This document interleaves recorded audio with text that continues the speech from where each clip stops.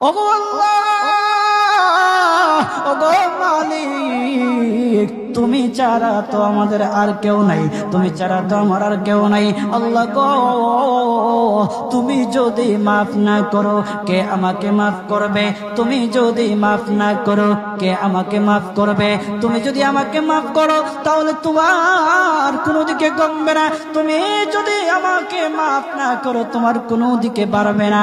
আল্লাহ গো, তুমি আমাকে মাফ করে দাও। সারাটা জীবন অন্যায় কাজ করেছি, সারাটা জীবন নাফরমানি করেছি, আমার কাছে কালেমার দাওয়াত কম আসে নাই, আমার কাছে কালেমার দাওয়াত কম আসে নাই, আমাকে লোকেরা কম বোঝায় নাই। ওগো আল্লাহ, তুমি আমাকে মাফ করে দাও। মাফ না করলে কোথায় যাব, কার কাছে যাব? বাবা যখন মারে তখন মার কাছে আশ্রয় নেওয়া যায়, মা যখন প্রহার করে তখন বাবার কাছে আশ্রয় নেওয়া যায়, বাবা মা যখন প্রহার করে তখন দুনিয়ার কারো না কারো কাছে আশ্রয় নেওয়া যায়। ওগো আল্লাহ, ওগো মালিক, তুমি যদি আমাকে মারো, তুমি যদি আমাকে আযাব দাও, ওগো আল্লাহ, কার কাছে যাব, কার কাছে গিয়া মাফ চাইবো? ওগো আল্লাহ, মেহেরবানি করে মাফ করে দাও। এইরকম কান্না করতেছে, কান্না করতেছে, চোখের পানি তার এমন ভাবে পড়তেছে, দাড়ি ভিজতেছে, দাড়ি ভিজে জমিনের মধ্যে চোখের পানি পড়তেছে, কান্না করতেছে। বান্দাটা কান্না করতে করতে করতে করতে আমার আল্লাহর কাছে এমন গ্রহণযোগ্যতা অর্জন করেছে, মহান আল্লাহ রাব্বুল আলামিন তার ডাকে সাড়া দিয়া তার জিন্দেগির সব গুনাহ মাফ করে দিয়েছেন। হযরত মূসা আলাইহিস সালাতু ওয়াস সালামের যুগের ঘটনা। একজন বড় পাপিষ্ঠ ছিল, জীবনে এমন কোন গুনাহ নাই যে গুনাহ সে করে নাই। তার গুনার প্রতি অতিষ্ঠ হইয়া, মানুষ তার গুনার প্রতি অতিষ্ঠ হইয়া গ্রামের লোকেরা তাকে হাত পা বেঁধে জঙ্গলের মধ্যে ফেলে দিয়ে আসে। জঙ্গলের মধ্যে থাকতে থাকে, কিছুদিন থাকার পর মালাকুল মউত যখন তার সামনে এসে উপস্থিত, এর আগ মুহূর্তে সে বান্দা আল্লাহর কাছে ডেকে ডেকে বলতেছে, ওগো মালিক, তুমি ছাড়া তো আমাদের আর কেউ নাই, তুমি ছাড়া তো আমার আর কেউ নাই। আল্লাহ গো, তুমি যদি মাফ না করো কে আমাকে মাফ করবে? তুমি যদি মাফ না করো কে আমাকে মাফ করবে? তুমি যদি আমাকে মাফ করো তাহলে তোমার কোনো দিকে কমবে না, তুমি যদি আমাকে মাফ না করো তোমার কোনো দিকে বাড়বে না। আল্লাহ গো, তুমি আমাকে মাফ করে দাও। সারাটা জীবন অন্যায় কাজ করেছি, সারাটা জীবন নাফরমানি করেছি, আমার কাছে কালেমার দাওয়াত কম আসে নাই, আমার কাছে কালেমার দাওয়াত কম আসে নাই, আমাকে লোকেরা কম বোঝায় নাই। ওগো আল্লাহ, তুমি আমাকে মাফ করে দাও। মাফ না করলে কোথায় যাব, কার কাছে যাব? বাবা যখন মারে তখন মার কাছে আশ্রয় নেওয়া যায়, মা যখন প্রহার করে তখন বাবার কাছে আশ্রয় নেওয়া যায়, বাবা মা যখন প্রহার করে তখন দুনিয়ার কারো না কারো কাছে আশ্রয় নেওয়া যায়। ওগো আল্লাহ, ওগো মালিক, তুমি যদি আমাকে মারো, তুমি যদি আমাকে আযাব দাও, ওগো আল্লাহ, কার কাছে যাব, কার কাছে গিয়া মাফ চাইবো? ওগো আল্লাহ, মেহেরবানি করে মাফ করে দাও। এইরকম কান্না করতেছে, কান্না করতেছে, চোখের পানি তার এমন ভাবে পড়তেছে, দাড়ি ভিজতেছে, দাড়ি ভিজে জমিনের মধ্যে চোখের পানি পড়তেছে, কান্না করতেছে। বান্দাটা কান্না করতে করতে করতে করতে আমার আল্লাহর কাছে এমন গ্রহণযোগ্যতা অর্জন করেছে, মহান আল্লাহ রাব্বুল আলামিন তার ডাকে সাড়া দিয়া তার জিন্দেগির সব গুনাহ মাফ করে দিয়েছেন। ওই বান্দাটা তাওবা করতে করতে করতে করতে হঠাৎ ইন্তেকাল করে। ইন্তেকাল হওয়ার পরে হযরত মূসা আলাইহিস সালাতু ওয়াস সালামকে মহান আল্লাহ বলে দিতেছে পয়গম্বর মূসা, ও দুস্থ, দেখো অমুক জঙ্গলে আমার একটা পাগলা আশেক, আমার পাগলা একটা আশেক মারা গেছে, ওই আশেকটার জানাজা তুমি পড়াও, দাফন কাফনের ব্যবস্থা করো। ও মূসা, আর তুমি একটা ঘোষণা দিয়ে বলে দাও, একটা ঘোষণা দিয়ে দাও মূসা রে, ও মূসা, তুমি ঘোষণা দিয়ে বলে দাও যে আমার এই বান্দার জানাজার নামাজ অংশগ্রহণ করবে, মহান আল্লাহ তার জীবনের সব গুনাহ মাফ করে দিবে। আল্লাহু আকবার। আরো জোরে বলেন না আল্লাহু আকবার, আরো জোরে বলেন আল্লাহু আকবার। হাত উঠায়া বলেন আল্লাহু আকবার, আল্লাহু আকবার। মুসলমান বাবাজি, গভীর মনোযোগ। হযরতে মূসা আলাইহিস সালাতু ওয়াস সালাম একটা পাহাড়ের উপরে উঠলেন। পাহাড়ের উপরে ওঠার পর তখন ডেকে ডেকে বলতেছে, ও উম্মতেরা রে, আমার উম্মতেরা শুনো, আল্লাহ রাব্বুল আলামিন একটা সুসংবাদ দিয়ে দিয়েছে। আমার আল্লাহ রাব্বুল আলামিনের একটা আশিক, একটা ওই অমুক জঙ্গলের মধ্যে মারা গেছে, ওই পাগলা আশিকের জানাজার নামাজ অংশগ্রহণ করো। যদি জানাজার নামাজ পড়ো, তখন আমার আল্লাহ তোমাদের জীবনের সব গুনাহগুলি মাফ করে দিবে। কেউ যদি নিজের গুনাহ ক্ষমা করাইতে চাও, কেউ যদি নিজের গুনাহগুলি ক্ষমা করাইতে চাও, তাহলে মহান আল্লাহ রাব্বুল আলামিনের ওই পাগলা আশিকের জানাজায় অংশগ্রহণ করো।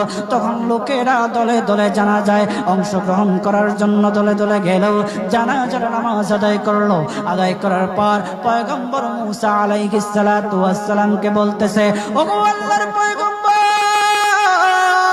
ও পয়গম্বর, যার জানাজায় অংশগ্রহণ করার কারণে মহান আল্লাহ তার জীবনের সব গুনাহ মাফ করে দেবে। এমন মহা ব্যক্তি, তো এই মহান ব্যক্তিটাকে তো একটা নজরে দেখা দরকার, অবশ্যই দেখা দরকার। আমাদেরকে সেই ব্যক্তিটাকে দেখান। তখন মূসা আলাইহিস সালাতু ওয়াস সালাম বলতেছে, ঠিক আছে, তোমাদেরকে দেখানো হবে। তখন যখন দেখাতে গেলেন, দেখানোর সাথে সাথে লোকেরা বলল, পয়গম্বর, আপনি কি বলেন? এই লোকটাকে তো আমরা ভালো করে চিনি। ওই লোকটা বড় পাপিষ্ঠ ছিল, বড় অন্যায়কারী ছিল, বড় জুলুমকারী ছিল। ওগো পয়গম্বর, সমাজে এমন কোন গুনাহ নাই যে সে করে নাই। সমাজে সব গুনাহ করেছে, সমস্ত গুনার সাথে সে জড়িত ছিল। সে জড়িত ছিল, তার গুনার কারণে, তার গুনার কারণে আমরা অতিষ্ঠ হইয়া তার হাত পা বেঁধে আমরা তাকে জঙ্গলের মধ্যে ফেলে দিয়ে আসি। এই পাপিষ্ঠ বান্দা আল্লাহ তাআলার বড় আশিক হতে পারে কিভাবে? আল্লাহ তাআলার প্যারা হতে পারে কিভাবে? পয়গম্বর মূসা আলাইহিস সালাতু ওয়াস সালাম আল্লাহর কাছে ডেকে ডেকে বললেন, আল্লাহ, লোকেরা কি বলতেছে আর তুমি কি বলো? ওগো আল্লাহ, এর সমাধান কি? এর সমাধান কি? সমাধানটা তো তুমি দিয়ে দাও।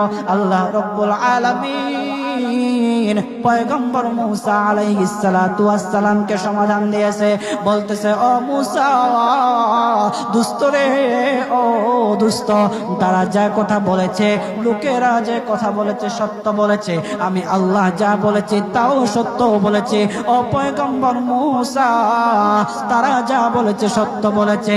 ওই বান্দা বড় পাপিষ্ঠ ছিল, ওই বান্দা বড় অন্যায়কারী ছিল, কিন্তু শেষ বয়সে আইসা তার হাত পা যখন বেঁধে, তার হাত পা বেঁধে যখন লোকেরা জঙ্গলের মধ্যে ফেলে দিয়ে আসলো, তখন সে আমার কাছে এমন ভাবে কান্নাকাটি করা শুরু করে দিয়েছে, এমন ভাবে তওবা করা শুরু করে দিয়েছে। আমি আল্লাহ তাআলার এত দয়া, আমি আল্লাহ তার ডাকে সাড়া না দিয়ে পারলাম না। তার ডাকে সাড়া দিয়ে দিলাম, ও মূসা, সে তাওবা করার সময় যদি সবার জন্য সে তাওবা করত, যতজন লোকরা বেঁচে আছে, যতজন উম্মতেরা আছে, যতজন লোকেরা আছে, সমস্ত লোকদের জন্য যদি সে আমার কাছে তাওবা করত, আমি আল্লাহ তার তাওবা মুহূর্তের মধ্যে কবুল করে সমস্ত বান্দাদেরকে মাফ করে দিতাম। সুবহানাল্লাহ, জুড়ে বলেন লিল্লাহি তাকবীর, নারে তাকবীর। কত দয়ার আল্লাহ! একটা বান্দা সারা জীবন গুনাহ করেছে, অন্যায় কাজ করেছে, শেষ বয়সে আইসা শুধু আল্লাহকে ডাকছে, আল্লাহর কাছে মাফ চাইছে। আমার আল্লাহ রব্বুল আলামিন তার পিছন দিকে আর তাকায় নাই, আমার আল্লাহ রব্বুল আলামিন তাকে মাফ করে দিয়েছে। সুবহানাল্লাহ। এখন যদি আপনারা মনে করেন এখন তো ইয়ং আছি, কয়দিন পরে তওবা করে ভালো হয়ে যাবেন, এই সুযোগ আপনি নাও পাইতে পারেন। বাজা, যাদেরকে বলা হয় যে কিছু লোক আছে আমাদের সমাজে, যদি ওদেরকে বলা হয় যে ভাই দাড়িটা একটু রাখেন না, নামাজটা একটু পড়েন না, একটু বয়স হোক, পোলা মাইয়া বড় হোক, দাড়ি রাইখা দিন, আছে না এরকম? আপনি কি বিশ্বাস করেন আপনার পোলা মাইয়া বড় হইব? সেই সুযোগ আপনি পাবেন? কতটুকু গ্যারান্টি আছে বলেন? বাবার আগে ছেলে চলে যায়, ছেলের আগে বাবা চলে যায়, আবার নাতির আগে দাদাও চলে যায়, আর দাদার আগে নাতিও চলে যায়। ও বাজার, সময় নেই, সময় নেই। গভীর মন দিয়ে একটু চিন্তা করেন, চোখটা বন্ধ করেন।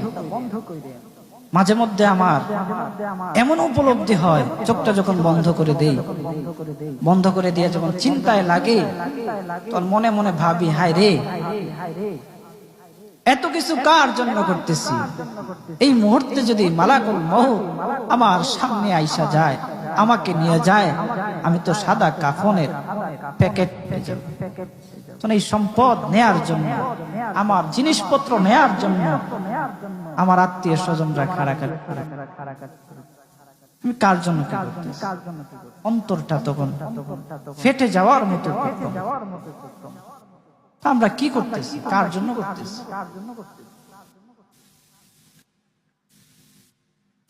আজকে মরে গেলে আপনার সন্তান কালকে আপনাকে স্মরণ করবে কিনা সন্দেহ আছে। কিছু কিছু ঘটনা এমনও ঘটে যে বাবা মারা গেছে, সেই সন্তানেরা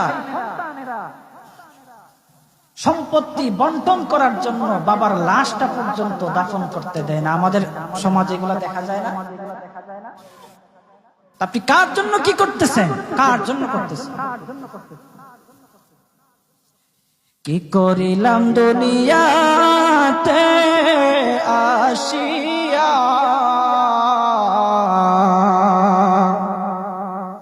দেখো রে মন চিন্তা করে বসিয়া।